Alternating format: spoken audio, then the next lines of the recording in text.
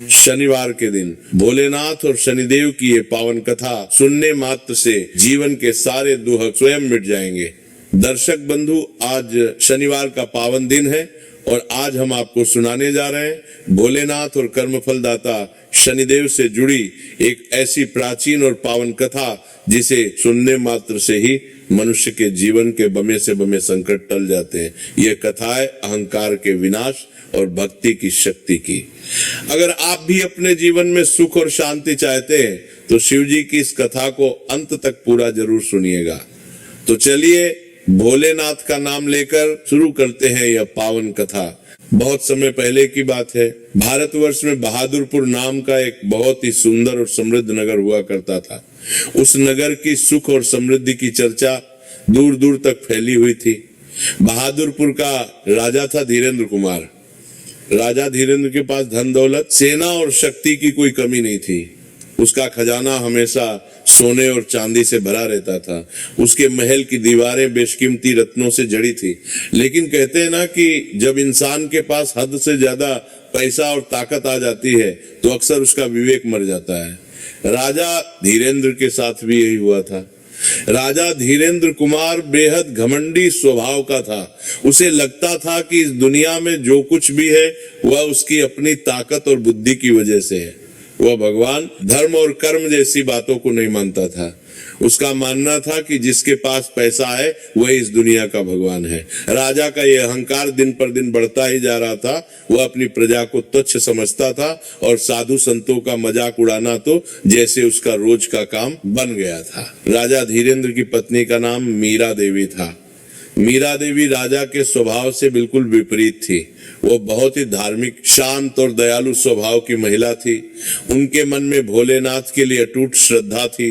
वह रोज सुबह उठकर नियम से पूजा पाठ करती थी और गरीबों को दान देती थी। मीरा देवी को हमेशा इस बात का डर लगा रहता था कि राजा का यह घमंडी स्वभाव कहीं उनके परिवार पर कोई भारी मुसीबत ना ले आए। वो अक्सर राजा को समझाती थी कि महाराज, आप अपनी प्रजा के साथ इतना कठोर व्यवहार मत किया कीजिए और ईश्वर से डरिए, क्योंकि समय बदलते देर नहीं लगती। लेकिन राजा धीरेन्द्र अपनी पत्नी की बातों को हंसी में उड़ा देता और कहता कि मीरा, तुम बहुत भोली हो। ये दुनिया शक्ति से चलती है, भक्ति से नहीं। राजा और रानी की एक ही संतान थी जिसका नाम था राघव। राघव अभी उम्र में छोटा था लेकिन उसमें अपनी माँ के संस्कार थे। वह भी बहुत शांत और समझदार बालक था। महल के ऐशो आराम के बीच भी राघव का मन सादगी में ही लगता था। उसी बहादुरपुर नगर के एक कोने में एक छोटी सी टूटी फूटी झोपड़ी थी। उस झोपड़ी में एक गरीब मोची रहता था। वह मोची बहुत ही बूढ़ा और कमजोर था। उसके पास न तो रहने के लिए अच्छा घर था और न ही पहनने के लिए अच्छे कपड़े। वह दिन भर नगर के चौराहे पर बैठकर लोगों के फटे पुराने जूते चप्पल सीता था और जो थोड़ा बहुत पैसा मिलता उसी से अपना और अपने परिवार का पेट भरता था। उस मोची के जीवन में दुख ही दुख थे, लेकिन फिर भी उसके चेहरे पर हमेशा एक शांति रहती थी। वह भोलेनाथ का बहुत बड़ा भक्त था। उसके लिए सुख और दुख सब भगवान की मर्जी थी। शनिवार का दिन था। यह दिन भगवान शिव और शनिदेव दोनों की पूजा के लिए बहुत विशेष माना जाता है। उस गरीब मोची ने सुबह सवेरे उठकर स्नान किया और अपनी झोपड़ी के बाहर एक छोटे से पत्थर को शिवलिंग मानकर उसकी पूजा करने लगा। उसके पास चढ़ाने के लिए न तो दूध था और न ही कोई मिठाई। उसने पास के ही एक पेड़ से कुछ बेलपत्र तोड़े और एक लोटा जल लेकर भोलेनाथ का अभिषेक करने लगा। वो अपनी भक्ति में इतना लीन था कि उसे आसपास की दुनिया का कोई होश ही नहीं था। वो आंखें बंद करके ओम नमः शिवाय का जाप कर रहा था। उसी समय राजा धीरेन्द्र कुमार अपनी सवारी लेकर शिकार पर जाने के लिए महल से निकला। राजा का काफिला बहुत बड़ा था। आगे पीछे सैनिक चल रहे थे और बीच में राजा अपने भव्य रथ पर सवार था। ढोल नगाड़े बज रहे थे और राजा की जय जयकार हो रही थी। राजा का रथ उसी रास्ते से गुजरने वाला था जहां वह गरीब मोची सड़क के किनारे बैठकर पूजा कर रहा था।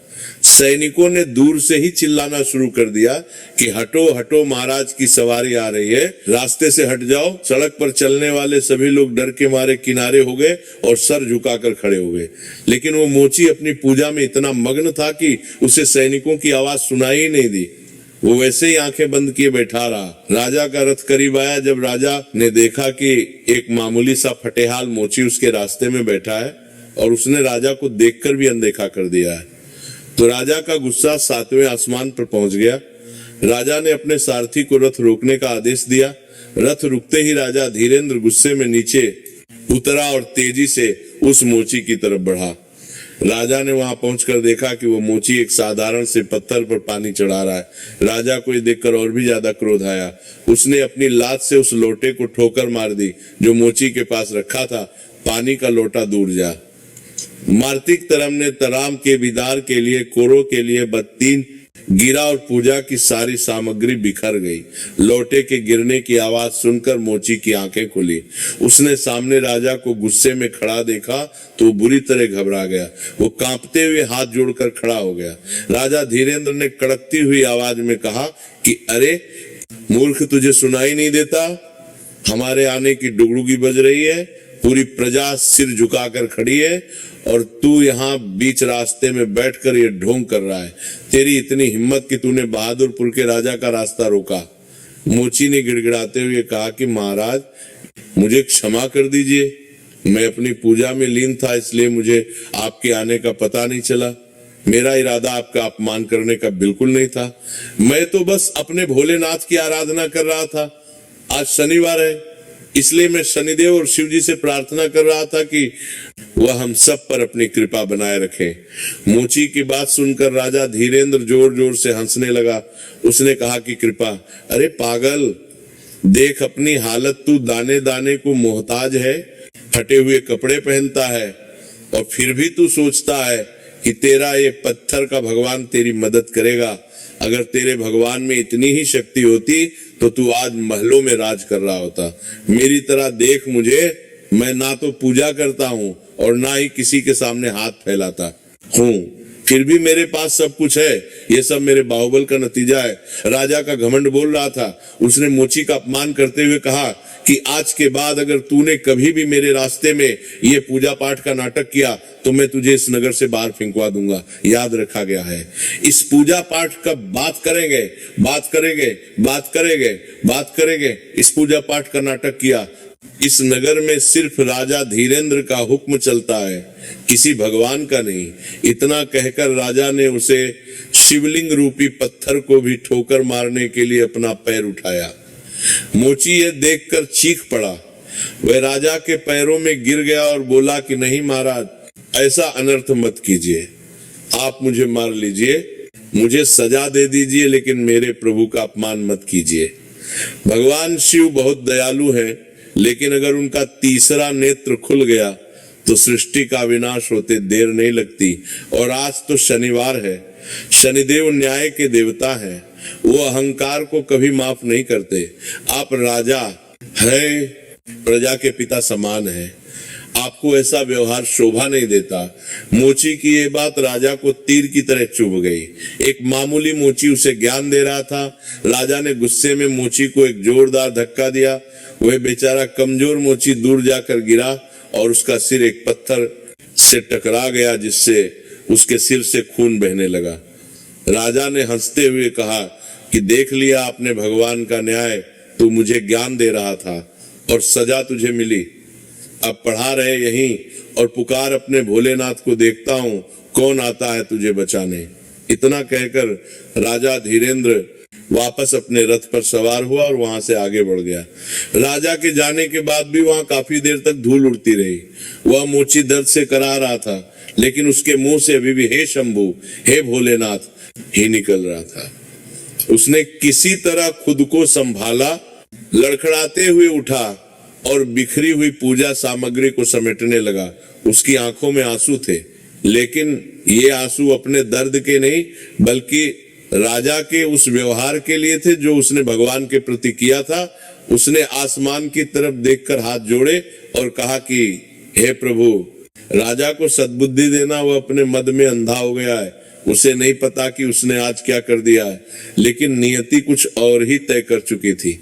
राजा धीरेंद्र ने केवल एक गरीब का अपमान नहीं किया था, बल्कि उसने स्वयं अपने विनाश को निमंत्रण दिया था। शनिवार के दिन शिव भक्त का अपमान और शिवलिंग का निरादर यह अपराध क्षम्य नहीं था। महलों में बैठी रानी मीरा देवी को अचानक एक अजीब सी घबराहट होने लगी। उनके हाथ से पूजा की थाली छूटकर गिर गई, दिया बुझ गया। ये एक बहुत बड़ा अपशकुन था। मीरा देवी का दिल जोर जोर से धड़कने लगा। उन्हें आभास हो गया था कि कुछ बहुत बुरा होने वाला है। उधर राजा शिकार खेलकर शाम को जब वापस महल लौटा तो वो बहुत खुश था। उसने दिन भर जो भी किया उसे अपनी वीरता मान रहा था, लेकिन उसे नहीं पता था कि ये उसकी खुशी की आखिरी शाम थी। उस रात जब राजा सोने गया तो उसे नींद नहीं आई। उसे बार बार उस मोची का चेहरा और उसकी कही हुई बातें याद आ रही थी, लेकिन अपने अहंकार के कारण उसने उन विचारों को झटक दिया। अगली सुबह जब राजा सोकर उठा तो एक सैनिक बदहवास हालत में दौड़ता हुआ उसके कक्ष में आया। सैनिक की सांस फूली हुई थी और चेहरे पर हवाइयां उड़ रही थी। उसने राजा के चरणों में गिरकर कहा कि अनर्थ हो गया महाराज, गजब हो गया। राजा ने झल्लाते हुए पूछा कि क्या हुआ, क्यों सुबह सुबह रोना धोना मचा रखा है, ठीक से बताओ। सैनिक ने कांपते हुए कहा कि महाराज, हमारे पड़ोसी राज्य लोहगढ़ के राजा ने अचानक हमारे नगर पर हमला कर दिया है। उनकी विशाल सेना ने हमारे किले को चारों तरफ से घेर लिया है। हमारे बहुत से सैनिक मारे जा चुके हैं और वो तेजी से महल की तरफ बढ़ रहे हैं। हमें संभलने का मौका भी नहीं मिला महाराज। ये खबर सुनते ही राजा धीरेंद्र के पैरों तले जमीन खिसक गई। उसे अपने कानों पर विश्वास नहीं हुआ। उसका राज्य तो इतना शक्तिशाली था, फिर कोई उसे पर हमला करने की हिम्मत कैसे कर सकता था। राजा ने तुरंत अपना कवच पहना और तलवार उठाई। वो युद्ध के मैदान की तरफ भागा, लेकिन तब तक बहुत देर हो चुकी थी। लोहगढ़ की सेना ने महल के मुख्य द्वार को तोड़ दिया था। राजा धीरेंद्र ने बहुत वीरता से लड़ने की कोशिश की, लेकिन उसे दिन जैसे किस्मत ही उससे रूठ गई थी। उसका घोड़ा लड़खड़ा कर गिर पड़ा, उसकी तलवार हाथ से छूट गई और देखते ही देखते दुश्मन सैनिकों ने उसे बंदी बना लिया। जिस राजा के नाम से लोग कांपते थे, आज वही राजा जंजीरों में जकड़ा हुआ दुश्मन राजा के सामने सर झुकाए खड़ा था। लोहगढ़ के राजा ने धीरेंद्र के पूरे खजाने पर कब्जा कर लिया। उसके महल, उसकी सेना, उसका सब कुछ अब छिन चुका था। दुश्मन राजा ने हुक्म दिया कि धीरेंद्र, उसकी पत्नी मीरा देवी और बेटे राघव को तुरंत राज्य से बाहर निकाल दिया जाए और यह भी मुनादी करवा दी कि जो कोई भी उनकी मदद करेगा उसे मौत की सजा दी जाएगी। सिर्फ एक ही दिन में नहीं, सिर्फ एक ही रात में राजा धीरेंद्र अर्श से फर्श पर आ गिरा था। कल तक जो राजा मखमली बिस्तर पर सोता था, आज उसके पास तन ढकने के लिए भी पर्याप्त कपड़े नहीं थे। राजा धीरेंद्र रानी मीरा देवी और नन्हा राघव तीनों को धक्के मारकर नगर की सीमा से बाहर निकाल दिया गया। दोपहर की चिलचिलाती धूप थी, न पैरों में जूते थे और न सिर पर छत। राजा धीरेंद्र चुपचाप सिर झुकाए चल रहा था। उसे समझ नहीं आ रहा था कि यह सब अचानक कैसे हो गया। तभी उसे उस मोची की बात याद आई। आज शनिवार है, शनिदेव अहंकार को कभी माफ नहीं करते। राजा का गला सूखने लगा। क्या ये उसी अपमान का फल था?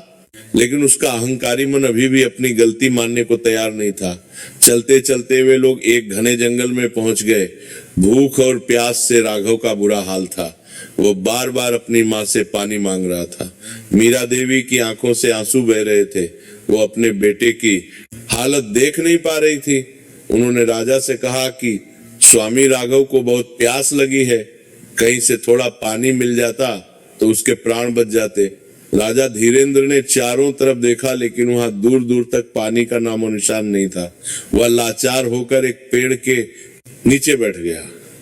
जिस राजा के इशारे पर सैकड़ों दास दासियां पानी लेकर खड़ी रहती थी, आज वो अपने बेटे के लिए 2 घूंट पानी का इंतजाम नहीं कर पा रहा था। समय का पहिया ऐसा घूमा था कि राजा अब रंक बन चुका था। तभी उन्हें झाड़ियों के पीछे से किसी के आने की आहट सुनाई दी। राजा ने चौकन्ना होकर देखा, क्या ये कोई जंगली जानवर था या कोई डाकू? लेकिन जब झाड़ियां हटी तो वहां से एक साधु महात्मा निकले। उनके हाथ में एक कमंडल था और चेहरे पर एक दिव्य तेज। साधु ने इन तीनों को देखा और रुक गए। साधु ने राजा की तरफ गौर से देखा और पूछा कि हे पथिक, तुम लोग कौन हो और इस बीहड़ जंगल में इस तरह दुखी होकर क्यों बैठे हो? तुम्हारे चेहरे का तेज बताता है कि तुम साधारण मनुष्य नहीं हो, फिर ये दशा कैसे? राजा धीरेंद्र तो शर्म के मारे कुछ बोल नहीं पाया, लेकिन मीरा देवी ने रोते हुए साधु महाराज को अपनी सारी विपदा कह सुनाई। उन्होंने बताया कि कैसे वे बहादुरपुर के राजा थे और कैसे अचानक सब कुछ लुट गया। साधु ने सब कुछ सुनने के बाद अपनी आंखें बंद की और ध्यान लगाया। कुछ क्षण बाद उन्होंने अपनी आंखें खोली और राजा की तरफ देखकर बोले कि राजन, ये सब तुम्हारे ही कर्मों का फल है। तुमने सत्ता के मद में चूर होकर एक शिव भक्त का अपमान किया था। तुमने उस परम शक्ति का निरादर किया जो इस सृष्टि को चलाती है। ये उसी का दंड तुम्हें मिल रहा है। राजा धीरेंद्र ये सुनकर चौंक गया। इस साधु को कैसे पता चला कि मैंने क्या किया था? अब राजा का सब्र टूटने लगा था। वह साधु के चरणों में गिर पड़ा और फूट फूट कर रोने लगा। उसने कहा कि महाराज, मुझसे बहुत बड़ी भूल हो गई। मैंने अपने अहंकार में सब कुछ खो दिया। मुझे अपने लिए कुछ नहीं चाहिए, लेकिन मेरी पत्नी और मेरे इस मासूम बच्चे का क्या कसूर है? कृपया हमें कोई मार्ग दिखाइए, हम कैसे इस मुसीबत से बाहर निकले।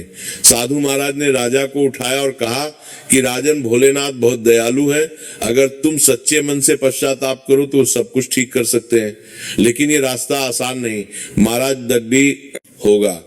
तुम्हें अपनी खोई हुई प्रतिष्ठा वापस पाने के लिए और अपने पापों का प्रायश्चित करने के लिए कठिन तपस्या करनी होगी। राजा ने हाथ जोड़कर कहा कि आप जो कहेंगे मैं वो करने को तैयार हूँ।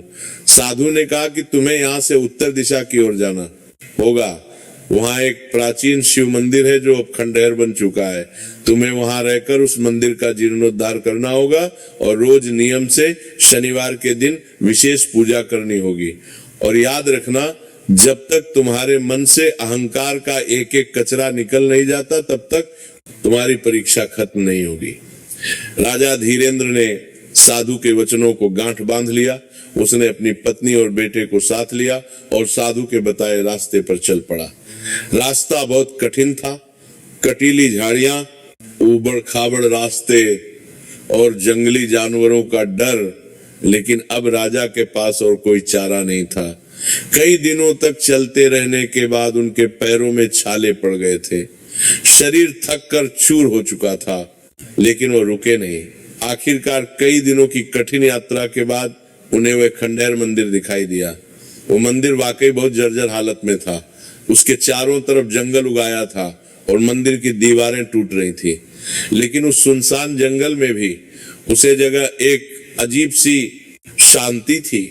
राजा ने उस मंदिर को देखा और मन ही मन भोलेनाथ से माफी मांगी। उन्होंने तय किया कि अब यही उनका घर है और यही उनका कर्म क्षेत्र। राजा ने पास ही एक छोटी सी कुटिया बनाई और वहां रहने लगे। अगले ही दिन से राजा धीरेंद्र ने मंदिर की सफाई का काम शुरू कर दिया। जो हाथ कल तक तलवार चलाते थे, आज वे हाथ झाड़ू लगा रहे थे, पत्थरों को हटा रहे थे। मीरा देवी जंगल से फूल और फल इकट्ठा करती और राघव पास की नदी से पानी भरकर लाता। तीनों मिलकर उस मंदिर को संवारने में लग गए। जीवन बहुत कठिन था। खाने के लिए उन्हें जंगल के कंदमूल पर निर्भर रहना पड़ता था। कभी कभी तो उन्हें भूखे पेट ही सोना पड़ता। लेकिन इस मुसीबत के समय में राजा के अंदर एक बहुत बड़ा बदलाव आ रहा था। उसका घमंड धीरे धीरे पिघल रहा था। अब वो एक राजा की तरह नहीं बल्कि एक सेवक की तरह सोचता था। वो समझ गया था कि जीवन में असली खुशी महलों में नहीं बल्कि मन की शांति और संतोष में है। एक दिन जब राजा नदी किनारे पानी भरने गया था तो उसने देखा कि एक बूढ़ा आदमी भारी लकड़ियों का गट्ठर सिर पर उठाए लड़खड़ाता हुआ जा रहा है। राजा को उस पर दया आ गई। उसने तुरंत अपना लोटा नीचे रखा और उस बूढ़ा आदमी के पास जाकर बोला कि बाबा लाइए, ये गट्ठर मुझे दे दीजिए, मैं पहुंचा देता हूँ। आप बहुत थक गए। बूढ़े आदमी ने हैरानी से राजा की तरफ देखा। फटे पुराने कपड़ों के बावजूद राजा के चेहरे पर एक कुलीनता थी। बूढ़े ने कहा कि बेटा, तुम तो खुद बहुत कमजोर लग रहे हो, तुम ये भार कैसे उठाओगे? राजा ने मुस्कुराते हुए कहा कि बाबा, शरीर कमजोर हो सकता है लेकिन मन नहीं। सेवा करने से तो शरीर में नई ताकत आ जाती है। राजा ने वह गट्ठर उठाया और बूढ़े आदमी की झोपड़ी तक छोड़ आया। उस बूढ़े ने खुश होकर राजा को बहुत आशीर्वाद दिया और खाने के लिए कुछ रोटियां दी।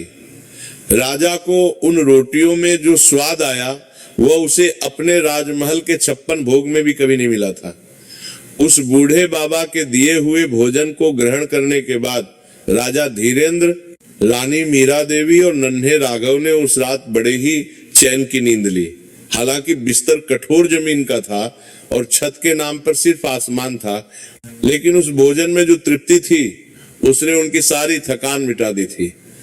राजा धीरेंद्र को पहली बार महसूस हुआ कि किसी की मदद करने के बाद जो सुकून मिलता है वह दुनिया की किसी भी दौलत से बढ़कर है। अगली सुबह जब सूरज की पहली किरण उस खंडहर मंदिर पर पड़ी तो राजा की आंख खुली। उसने देखा कि जंगल के पक्षी चहचहा रहे हैं और वातावरण में एक अजीब सी पवित्रता है। राजा ने अपनी पत्नी और बेटे को जगाया। आज से उनका असली संघर्ष शुरू होने वाला था। साधु महाराज ने कहा था कि मंदिर का जीर्णोद्धार करना है। ये अवतर में तावर में तावी नूरदार में तावर में कारेगी बड़ी बहुत काम आसान नहीं था। मंदिर की दीवारें कई जगह से टूट चुकी थी, गर्भगृह में जंगली बेलें फैल गई थी और मंदिर के पास स्थित सरोवर तो जैसे कीचड़ का ढेर बन चुका था। राजा धीरेंद्र ने सबसे पहले उस सरोवर को साफ करने का बीड़ा उठाया। उसने सोचा कि जब तक जल का स्रोत साफ नहीं होगा तब तक भगवान का अभिषेक कैसे होगा। राजा ने अपने दुपट्टे को कमर में बांधा और सरोवर की सीढ़ियों पर उतर गया। जिस राजा ने कभी अपने हाथ से पानी का गिलास तक नहीं उठाया था, आज वो अपने हाथों से कीचड़ और सड़े गले पत्तों को बाहर निकाल रहा था। कीचड़ की बदबू बहुत तेज थी, लेकिन राजा के चेहरे पर शिकन तक नहीं थी। वह बस ओम नमः शिवाय का जप करता जा रहा था और अपने काम में लगा हुआ था। उधर रानी मीरा देवी ने मंदिर के प्रांगण की सफाई शुरू कर दी। उन्होंने जंगली झाड़ियों को उखाड़ना शुरू किया। उनके कोमल हाथों में कांटे चुभ रहे थे, खून निकल रहा था, लेकिन वो रुकी नहीं। वो मन ही मन माता पार्वती का ध्यान कर रही थी और उनसे शक्ति मांग रही थी।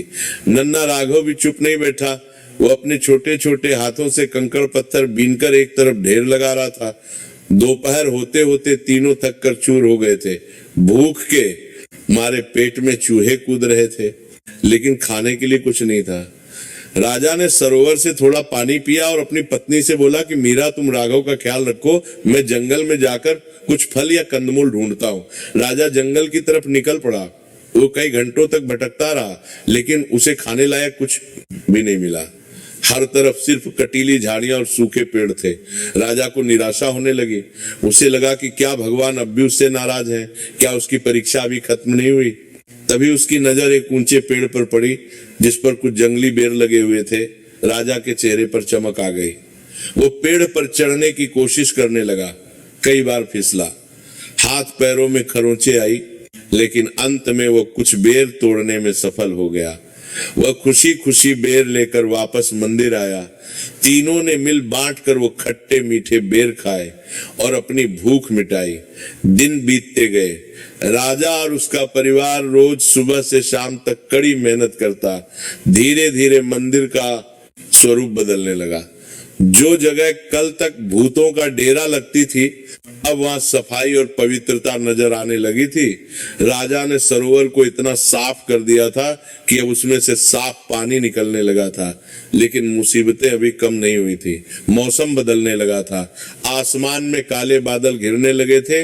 बारिश का मौसम आने वाला था और उनके पास सिर छुपाने के लिए सिर्फ एक फूस की झोपड़ी थी जो उन्होंने सूखी घास और लकड़ियों से बनाई थी। एक शनिवार की रात अचानक मौसम बहुत खराब हो गया। तेज हवाएं चलने लगी और बिजली कड़कने लगी। देखते ही देखते मूसलाधार बारिश शुरू हो गई। हवा इतनी तेज थी कि उनकी कमजोर सी झोपड़ी तिनके की तरह उड़ गई। राजा, रानी और राघव खुले आसमान के नीचे आ गए। बारिश की ठंडी बूंदें उनके शरीर को भेद रही थी। राघव ठंड से कांपने लगा और रोने लगा। राजा धीरेंद्र ने तुरंत राघव को अपनी गोद में उठाया और मीरा देवी का हाथ पकड़कर मंदिर के गर्भगृह की तरफ भागा। मंदिर का गर्भगृह ही एकमात्र ऐसी जगह थी जहां छत अभी भी सुरक्षित थी। वे तीनों गर्भगृह के एक कोने में सिमटकर बैठ गए। बाहर तूफान तांडव मचा रहा था। ऐसा लग रहा था जैसे आज सब कुछ खत्म हो जाएगा। राघव ठंड से बुरी तरह कांप रहा था। उसका शरीर तप रहा था। मीरा देवी ने अपने फटे हुए आंचल से उसे ढकने की कोशिश की, लेकिन वह भी भीग चुका था। मीरा देवी की आंखों में आंसू आ गए। उन्होंने राजा से कहा कि स्वामी, अगर ये तूफान नहीं रुका तो राघव बीमार पड़ जाएगा, हम क्या करें? राजा धीरेंद्र की आंखों में भी बेबसी थी। वो क्या करता? उसके पास न तो गर्म कपड़े थे और न ही आग जलाने का कोई साधन। उसने सामने स्थापित शिवलिंग की तरफ देखा। अंधेरे में भी जब बिजली चमकती तो शिवलिंग दिखाई देता। राजा ने शिवलिंग के सामने हाथ जोड़े और रुंधे गले से बोला कि हे भोलेनाथ, हे दीनानाथ, मैंने पाप किया है। मैं जानता हूं मुझे आप जो चाहे सजा दे दीजिए, लेकिन मेरे इस मासूम बच्चे को क्यों सजा दे रहे हैं? ये तो आपका भक्त है, इसकी रक्षा कीजिए प्रभु, इसकी रक्षा कीजिए। राजा की प्रार्थना में आज एक अलग ही दर्द था। ये किसी राजा की मांग नहीं थी, बल्कि एक लाचार पिता की पुकार थी। वो पूरी रात शिवलिंग के सामने बैठा प्रार्थना करता रहा। वो राघव के ठंडे पड़ते शरीर को अपनी गर्मी देने की कोशिश करता रहा। शायद राजा की पुकार भगवान तक पहुंच गई थी। कुछ ही देर में तूफान थोड़ा थमने लगा। बारिश की रफ्तार कम हो गई और तभी एक चमत्कार हुआ। मंदिर के कोने में जहां पुराने पत्थरों का ढेर लगा था, वहां से राजा को कुछ चमकता हुआ दिखाई दिया। राजा उठकर वहां गया। उसने पत्थरों को हटाया तो देखा कि वहां एक पुराना भारी संदूक आधा जमीन में धंसा हुआ है। राजा ने मीरा देवी को बुलाया। दोनों ने मिलकर उस संदूक को बाहर निकाला। संदूक पर जंग लगा हुआ है था, लेकिन वह बंद था। राजा ने पास पड़े एक नुकीले पत्थर से संदूक का ताला तोड़ने की कोशिश की। काफी मशक्कत के बाद ताला टूट गया। जब उन्होंने संदूक खोला तो उनकी आंखें फटी की फटी रह गई। उस संदूक में कोई खजाना नहीं था, सोना चांदी नहीं था। उसमें पुराने जमाने के कुछ मोटे ऊनी कपड़े, कुछ बर्तन और आग जलाने के लिए चकमक पत्थर और सूखी रुई रखी थी। शायद किसी पुजारी ने या किसी यात्री ने सालों पहले यह सामान यहाँ छिपाया होगा। राजा की आंखों से आंसू छलक पड़े। ये किसी खजाने एक से कम नहीं था। उसने तुरंत वो ऊनी कपड़े निकाले और राघव को उसमें लपेट दिया। फिर चकमक पत्थर की मदद से मंदिर के एक कोने में आग जलाई।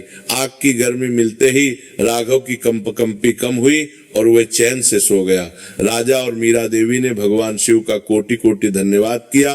राजा को समझ आ गया कि भगवान परीक्षा जरूर लेते हैं, लेकिन अपने भक्तों को कभी अकेला नहीं छोड़ते। अगली सुबह जब मौसम साफ हुआ तो राजा ने देखा कि बारिश की वजह से मंदिर के आसपास की मिट्टी बह गई है और वहां कुछ अजीब सी आकृतियां दिखाई दे रही हैं। राजा ने वहां जाकर देखा तो पाया कि जमीन के नीचे दबी हुई पुरानी सीढ़ियां बाहर निकल आई हैं। ये सीढ़ियां मंदिर के पीछे की तरफ जा रही थी। राजा ने उत्सुकतावश उन सीढ़ियों की सफाई की।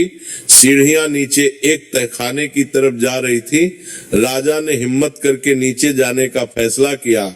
मीरा देवी ने उसे रोका, लेकिन राजा ने कहा कि मुझे लगता है कि भोलेनाथ हमें कोई संकेत दे रहे हैं, हमें देखना चाहिए। राजा ने एक मशाल जलाई और नीचे उतरा। तहखाना बहुत पुराना था और वहां चमगादड़ लटक रहे थे। लेकिन जैसे ही राजा मशाल लेकर आगे बढ़ा, उसने देखा कि वहां दीवारों पर बहुत सुंदर चित्र बने हुए हैं, जिनमें शिव पुराण की कथाएं उकेरी गई थीं और कमरे के बीचों बीच एक बहुत ही अद्भुत वस्तु रखी थी। वहां एक बड़ा सा पत्थर का पत्र रखा था, जिसमें पुराने समय में अनाज रखा जाता था।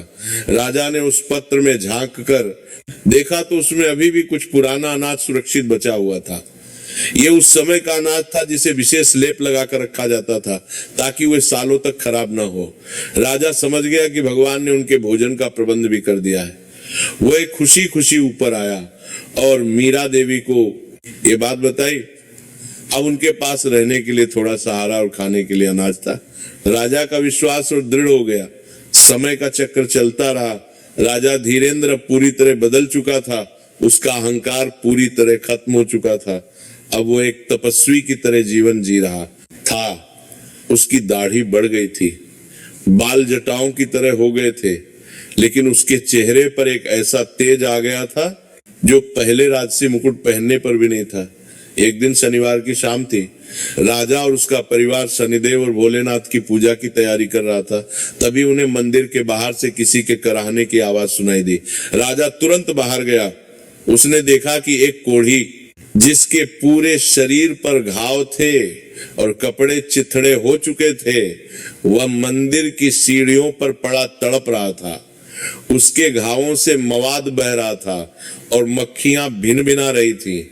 उसे देखकर किसी को भी घृणा हो सकती थी, लेकिन राजा धीरेंद्र के मन में घृणा का लेश मात्र भी नहीं था। उसे उस कोढ़ी में भी शिव का रूप दिखाई दिया। राजा ने तुरंत उस कोढ़ी को सहारा देकर उठाया। कोढ़ी ने कहा कि दूर रहो मुझसे, मुझे छूत की बीमारी है, तुम भी बीमार हो जाओगे। राजा ने मुस्कुराते हुए कहा कि बाबा, ये शरीर तो एक दिन मिट्टी में मिल ही जाना है। अगर ये किसी की सेवा में काम आ जाए तो इससे बड़ा सौभाग्य क्या होगा। राजा उस कोढ़ी को मंदिर के प्रांगण में ले आया। उसने गर्म पानी से उसके घावों को धोया। मीरा देवी ने जड़ी बूटियों का लेप तैयार किया और राजा ने अपने हाथों से वह लेप उस कोढ़ी के घावों पर लगाया। उन्होंने उसे अपने हिस्से का भोजन खिलाया और सोने के लिए अपनी जगह दे दी। राजा और रानी खुद जमीन पर एक तरफ सो गए। रात के तीसरे पहर राजा को एक सपना आया। उसने सपने में देखा कि वह कोढ़ी खड़ा है, लेकिन अब वह कोढ़ी नहीं है। उसका शरीर सोने जैसा चमक रहा है और फिर धीरे धीरे वह रूप बदल गया। राजा ने देखा कि साक्षात शनिदेव वहां खड़े हैं। उनकी आंखों में क्रोध नहीं बल्कि करुणा थी। शनिदेव ने सपने में राजा से कहा कि राजन, मैं तुम्हारी सेवा से बहुत प्रसन्न हूं। तुमने कोढ़ी के अंदर भी परमात्मा को देखा। तुम्हारा अहंकार अब पूरी तरह नष्ट हो चुका है। तुमने अपनी गलती का प्रायश्चित कर लिया है। अब तुम्हारे अच्छे दिन लौटने का समय आ गया है। लेकिन याद रखना, परीक्षा का अंतिम चरण अब भी बाकी है। कल सुबह तुम्हें खबर मिलेगी। उस खबर पर तुम कैसा व्यवहार करते हो, उसी पर तुम्हारा भविष्य निर्भर करेगा। इतना कहकर शनिदेव अंतर ध्यान हो गए। राजा हड़बड़ा कर उठ बैठा। उसका शरीर पसीने से लथपथ था। उसने देखा कि सुबह हो चुकी है। वह तुरंत उस जगह गया जहां कोढ़ी लेटा था, लेकिन वहां कोई नहीं था। न कोढ़ी था और न ही उसके जाने के कोई निशान। सिर्फ वहां एक बहुत ही सुंदर और सुगंधित फूल पड़ा था, जो उसे जंगल में कहीं नहीं मिलता था। राजा समझ गया कि कल रात साक्षात शनिदेव उसकी परीक्षा लेने आए थे। उसने वो फूल उठाया और उसे शिवलिंग पर अर्पित कर दिया। उसने मीरा देवी को अपने सपने के बारे में बताया। दोनों भगवान के सामने नतमस्तक हो गए। तभी मंदिर के बाहर घोड़ों की टापों की आवाज सुनाई दी। राजा और रानी चौकन्ने हो गए। क्या फिर से कोई मुसीबत आ रही है? क्या लोहागढ़ के सैनिकों ने उन्हें ढूंढ लिया है? राजा ने राघव को मीरा देवी के पीछे छिपाया और खुद बाहर निकलकर खड़ा हो गया। उसने देखा कि कुछ सैनिक घोड़ों पर सवार होकर मंदिर की तरफ आ रहे हैं, लेकिन ध्यान से देखने पर राजा को लगा कि यह सैनिक लोहगढ़ के नहीं लग रहे। उनकी वेशभूषा कुछ जानी पहचानी लग रही थी। जब सैनिक पास आए तो राजा की आंखें खुली की खुली रह गईं। ये तो उसी के पुराने राज्य बहादुरपुर के सैनिक थे, लेकिन वे यहाँ क्यों आए थे? क्या वे उसे मारने आए थे या गिरफ्तार करने? सैनिकों ने राजा को देखा। राजा की हालत ऐसी थी कि उसे पहचानना मुश्किल था, लेकिन उसकी आंखों का तेज वही था। सैनिकों के सरदार ने घोड़े से उतरकर राजा को ध्यान से देखा और फिर अचानक उसके पैरों में गिर पड़ा। वो रोते हुए बोला कि महाराज धीरेंद्र, क्या ये आप हैं? हमें माफ कर दीजिए महाराज, हम आपको पहचान नहीं पाए। आपकी ये दशा देखकर हमारा कलेजा फट रहा है। राजा ने उस सैनिक को उठाया और पूछा कि तुम लोग यहाँ कैसे और बहादुरपुर का क्या हाल है? सैनिक सरदार ने कहा कि महाराज, जब से आप गए हैं बहादुरपुर पर मुसीबतों का पहाड़ टूट पड़ा है। लोहागढ़ के राजा ने हमारी प्रजा पर बहुत अत्याचार किए। उसने मंदिरों को तोड़ दिया, साधु संतों को जेल में डाल दिया। लेकिन महाराज, पाप का घड़ा तो भरता ही है। कल रात लोहागढ़ के राजा के महल में अचानक आग लग गई। सब कुछ जलकर खाक हो गया और इस अफरा तफरी में उसकी अपनी ही सेना ने विद्रोह कर दिया। लोहागढ़ का राजा मारा गया। राजा धीरेंद्र ये सब सुन रहा था। उसे शनिदेव की बात याद आई। कल सुबह तुम्हें एक खबर मिलेगी। सैनिक ने आगे कहा कि महाराज, अब बहादुरपुर और लोहगढ़ दोनों ही राज्यों की गद्दी खाली है। प्रजा ने विद्रोह कर दिया है और वे सब आपको याद कर रहे हैं। वे कह रहे हैं कि हमारे पुराने राजा चाहे घमंडी थे, लेकिन उन्होंने कभी धर्म का अपमान नहीं किया था। प्रजा अपनी गलती मान रही है और आपको वापस बुलाना चाहती है। चलिए महाराज, अपनी गद्दी संभालिए। सेना और प्रजा आपका इंतजार कर रही है। ये वही पल था जिसका कोई भी राजा सपना देखता है। उसका खोया हुआ राज्य, उसका सम्मान, उसकी सत्ता, सब कुछ उसके कदमों में वापस आ रही थी। मीरा देवी की आंखों में खुशी के आंसू आ गए। वो बोली कि चलिए स्वामी, हमारे दुख के दिन बीत गए। भोलेनाथ ने हमारी सुन ली। लेकिन राजा धीरेन्द्र अपनी जगह से नहीं हिला। वो चुपचाप खड़ा रहा।